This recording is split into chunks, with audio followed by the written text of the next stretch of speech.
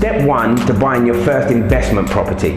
Now, first thing you've got to do is get out there and find your property. Now, what I do is basically I get in my car and I will drive around the area that I'm looking to invest in. So if I find a really good area that I know is booming in that area, I'm driving around the streets, just driving around, having a little look, trying to find a kind of rundown house but in a really nice road or something like that. I'm also going to local estate agents in that area and I'm using my charm, I'm using, whatever I can. And if you're a current professional football player, I would say, go in there and use that as well, because all agents want to have a chat and are more than happy to talk with professional football players.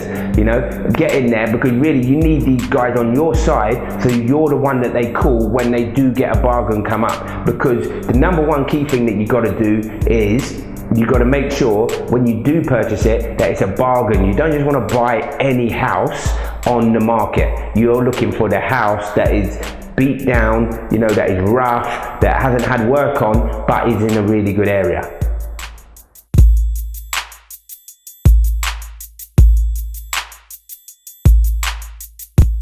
Step two. Now, I would say this is really key and quite important. In order to build trust with the estate agents and trust with the people that are going to be putting you into these properties, is that you need to get your finances in order.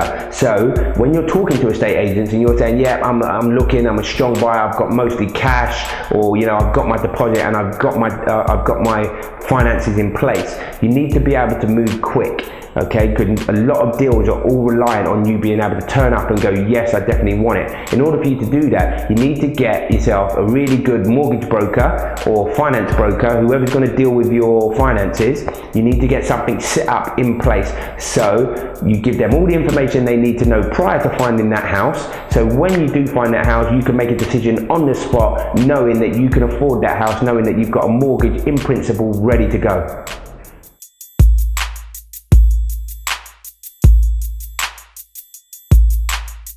Step number three, what you want to do is then find yourself a really good lawyer, okay? Because these guys are really, really key when it comes to purchasing these properties. A lot of properties, like I said before, if you want a really good deal, the reason why you're going to get that deal is because you can move quick and your lawyer is responding to the agents and the other side lawyers. If you get a really poor lawyer, and I've had some in the past who really, put your folder to the bottom of the pile and don't respond as quickly as what the other side would like the deal done, then you'll end up, they will take that property off you, put it back on the market and sell it to someone else. So you need a lawyer who, when you call him, he picks up the phone to you. If the agent calls you and says your lawyer hasn't responded, you pick up the phone, you can speak to the lawyer and you can tell him, I want this done now, I want it done today. You're the one paying the money. You need to get a really good lawyer and get them on your side.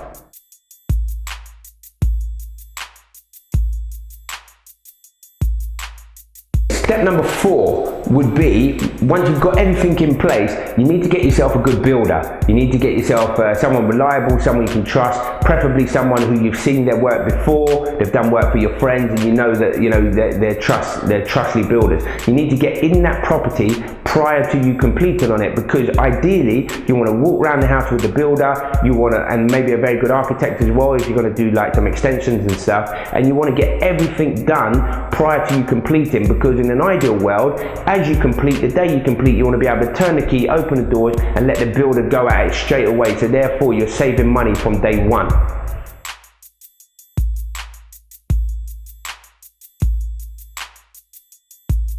Step five, what you want to do once that builder's in there, okay, yes, I'm one to trust people, and I've got a lot of people that I trust, but you still need to stay on top of things, okay? You need to get yourself in there when that builder's there, or pay an architect or a surveyor, someone who's on your side, who's separated away from the builder, okay? You need to pay them separately.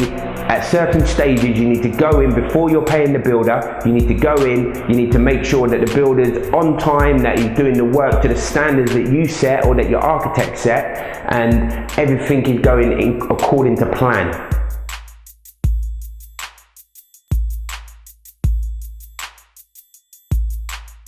If you follow all these steps, you should have a smooth operation. You'll get to step 6, your house should be ready to put on the market. prior to it ready to go in the market, you want to get a couple of estate agents around, you want to get some pricing in, do some deals with the estate agents. Straight away they'll come in and tell you, oh, you know, it's 1 or 2% that they want. You know, it's that everything is negotiable. I have a rule in business, everything is negotiable. So if an estate agent comes in and tells you, I want 2% for selling your house, you can come back and go, no, I'm only prepared to pay 1%. Most of the time, you know, you'll meet in the middle somewhere along the line. But, you know, get a really good estate agent who you feel you can trust, you've got a good relationship with him, and who you feel is going to market your property in the manner that it needs to be marketed. Now, if you follow all these steps from 1 to 6, hopefully you'll have yourself your first investment property, and you'll reap the rewards and you'll reap the benefits. I hope this helps you, and I look forward to speaking to you soon.